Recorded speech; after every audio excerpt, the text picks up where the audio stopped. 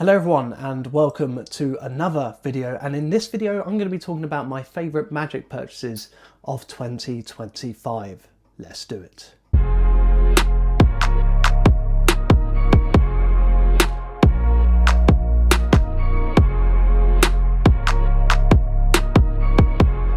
That's right, welcome back. I'm doing something slightly different at the moment. I'm actually going to be filming this in my kitchen whilst making a cup of coffee.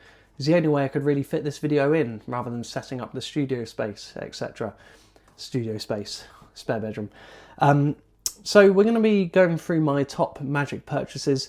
This is not what's been released necessarily in 2025, but my favourite purchases that I've made in 2025. I will go quick. I did a video on this last year, my top magic purchases of 2024. And it was well received, apart from one comment that I'd like to read out to you from Tom Pickard. He left a lovely comment on my video, and in light of what I've learned from his comment, hopefully this video will be slightly different. He says this: you seem to like to talk a lot. Matter of fact, you do talk a lot before you do anything, which I find completely boring. You're the kind of magician that just ruins it for everybody. So in light of that, I'm going to try and... Thank you, Tom. That was lovely. That really was. I'm going to try and speed through this, not elaborate too much, but just talk about my favourite purchases of 2025. So whilst I make myself a coffee, I will mention I'm not being sponsored at all, but I will be making a nice cup of coffee. Just Nescafe, nothing special, but... I'm going to do this. So let's have a look at what number one was.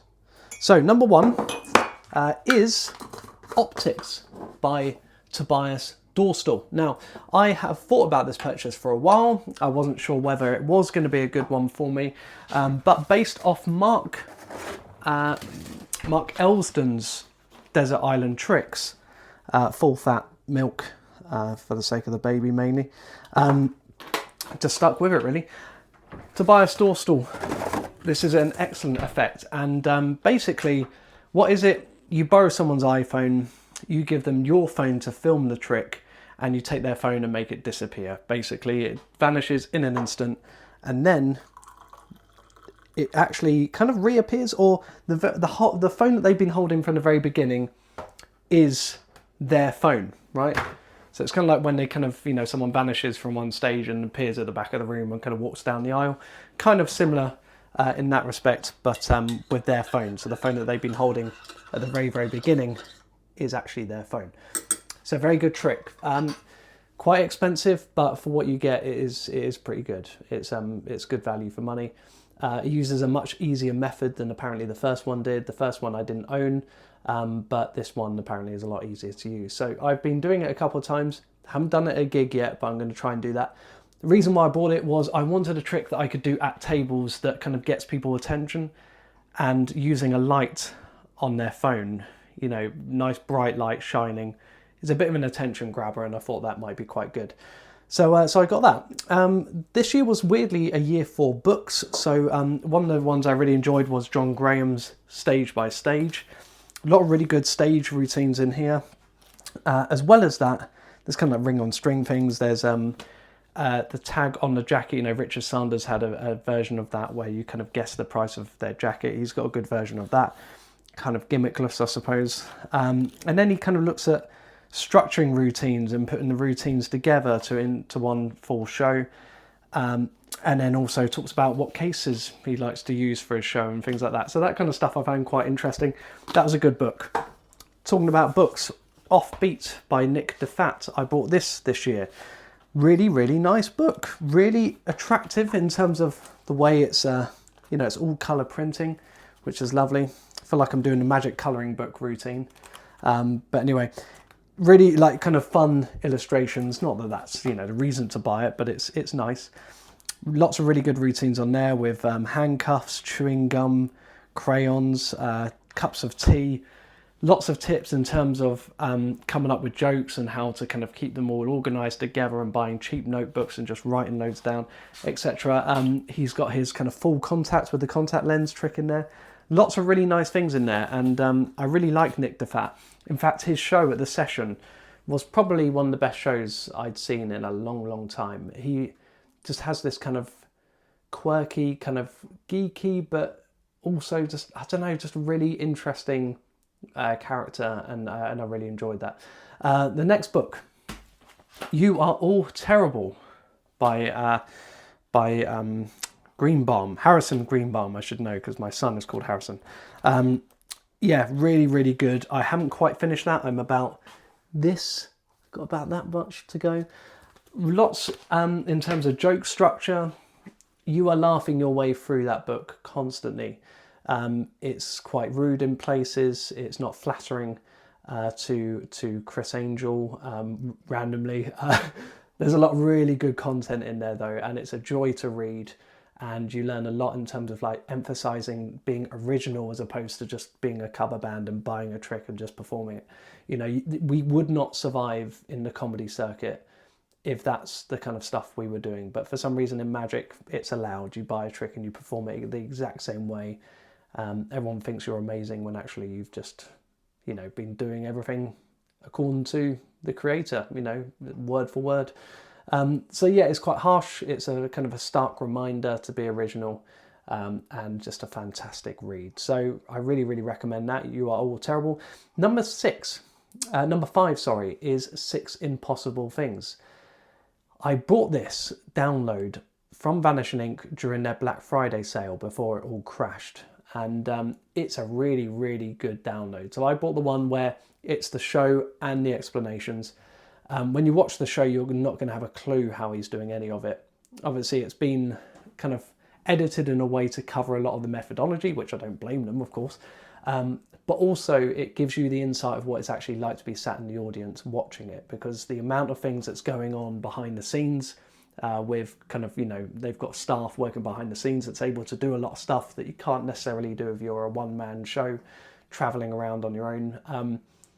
But the thinking behind how they put the show together, because it's not just Josh, you know, you had a whole team of people around him, just getting an insight into how that works. And the methodology for the tricks alone is just fascinating and amazing. You know, he's got confabulation where the kind of predictions inside a mag light kind of torch, you know, on the long torch. It's just brilliant. Loads of really, really good stuff on there.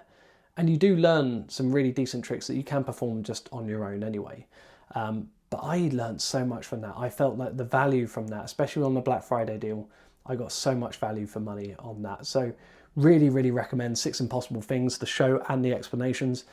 Number 6 is something unusual. It's my 3D printer. I brought a Bamboo A1 Mini this year, and I have been enjoying it so much. I didn't think I'd be able to do any design work. I didn't think I'd be able to do 3D design. Suddenly picked it up in Fusion and just really, really taken to it and really enjoyed it. Being able to print a lot of magic props, but also mainly printing something which is an accessory that's going to be coming out in 2026. I feel like every stage magician and mentalist has wanted a solution to this problem, but has never been able to solve it until now. It's that bold a statement, but I've had a few mentalists, like top UK mentalists who I've shared this with. They've said some really good things about it. I'm very excited to be bringing it out. But it's been the best investment for me. And I just think if you are, you know, wanting to go on a more kind of creative journey, just buying a 3D printer and learning a little bit of 3D design just means that you can make something that would take you months and months with a magic company to kind of get a prototype together.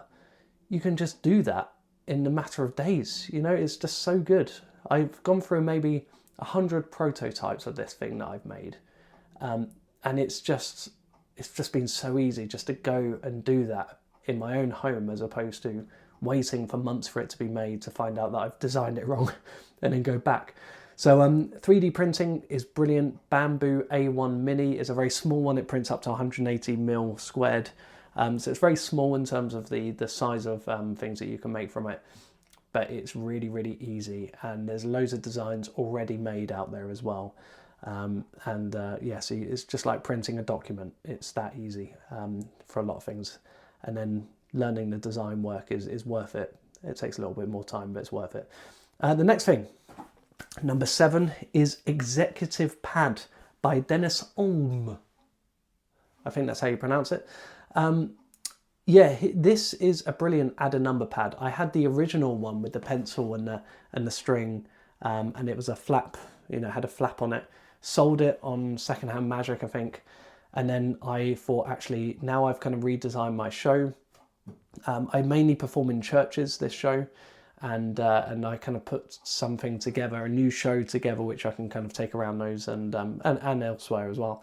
But I wanted an alternative to Toxic Plus in case there was any issue with it, or the people in the audience didn't really have calculators, or for some reason I didn't think it was appropriate and I wanted to kind of, do a different method.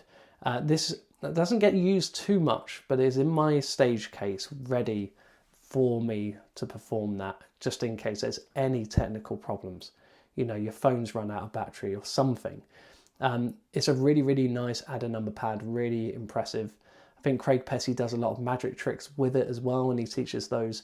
So it's not just Mentalism, but a fantastic, add a number pad, and I think probably one of the strongest and most falling versions of it that you'll find. Number 8, and this is the last one on the list. I was going to try and go to 10, but I didn't actually spend that much on magic this year.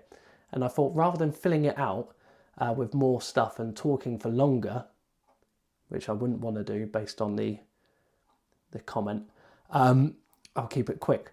Number 8, Instant Paper to Money by Miguel Pizarro, I think is how you say it. This is is it like an extreme burn replacement? I don't know. Basically, you have loads of cutouts of newspaper, and yeah, you show them front and back. You don't fold them with this, which is better for us with plastic money, because we had an issue once plastic money came in. The folding is a nightmare. Steve Rose come up with solutions, but still for me it just wasn't as good, and I was worried about it breaking eventually and having to sort it out. Not that it takes that much, but anyway, this is a new version. Do I like it as much? I don't know. There's something about it that I'm just not particularly sure on, but I think it's still extremely good. So if you're looking for paper to money, instant paper to money by Miguel Pizarro is excellent. And that wraps it up. Visit my website for more information. I'm lecturing this year. I've got already loads of lectures booked in, but I want to be lecturing at your club as well. Check out my website, subscribe to the email list, and if you want to buy any great magic, then there are many shops to choose from, as well as ianbaileymagic.com, but I'll let that decision be yours. See you later.